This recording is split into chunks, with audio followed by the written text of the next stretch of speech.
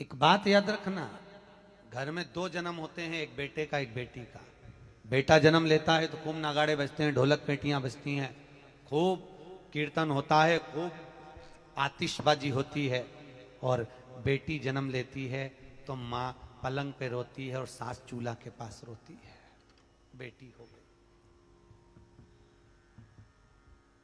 बेटी हो गई, सास चूल्हा के पास, माँ पलंग पर और सास चूल्हे के पास। बेटी का जन्म हो गया, बेटी जन्मी। याद रखो, बेटे का जन्म भाग्य से होता है। कैसे होता है? बोलो जम के, भाग्य से। पर बेटी का जन्म सौभाग्य से होता है। भाग्य को 100 गुना करिए। कितना गुना?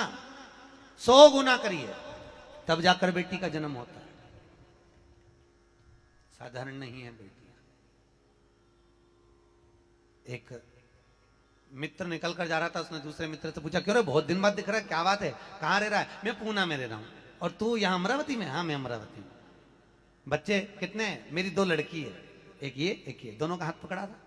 तेरे? मेरे तो 2 लड़के हैं, भगवान की कृपा है, मेरे यहां लड़की नहीं हुई। पूना वाला बोला, मेरा भगवान की कृपा, मेरे यहां अच्छा हुआ लड़की नहीं हुई। तो उसने पूछा लड़की नहीं हुई इससे मतलब क्या? अरे अच्छा हुआ लड़की नहीं हुई, लड़की हो जाती माँ बाप ध्यान रखना पड़े, कॉलेज जाए, स्कूल जाए, छोड़ने जाओ, यहाँ जाओ वहां जाओ। लड़का हो गया, कहीं पे भी जाए अपने क्या करना। अच्छा हुआ मेरे यहाँ लड़की नहीं हुई।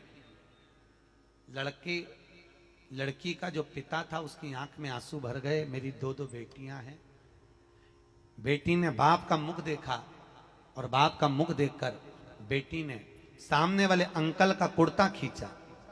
पूना वाले अंकल कुर्ता खींचकर कहा, अंकल आप कह रहे हो कि अच्छा हुआ भगवान ने आपको बेटी नहीं दी?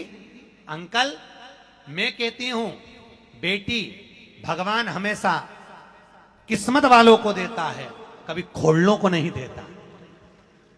जो कभी अपनी बहन बेटी को एक साड़ी नहीं दे, कभी ननंद आए तो उसको एक साड़ी नहीं दे, ननंद आए तो प्रेम से नहीं बोले, तो उसके घर में भगवान बेटी देता ही कहां? उसको तो बेटा देता। बेटा इसलिए देता है कि खूब एकदम बेटा, बेटी नहीं दी। जिसके घर में बेटी का जन्म होता है साहब, किस्मत वाले, भाग्यशाली, बहुत किस्मत वाले। और दुखी मत होना कि मेरे घर में बेटी हो गई तो इसको विवाह के समय पर धन कहां से लाऊंगा, लक्ष्मी कहां से लाऊंगा। दुखी मत होना। 3 के भाग्य का धन हर व्यक्ति को मिलता है साहब।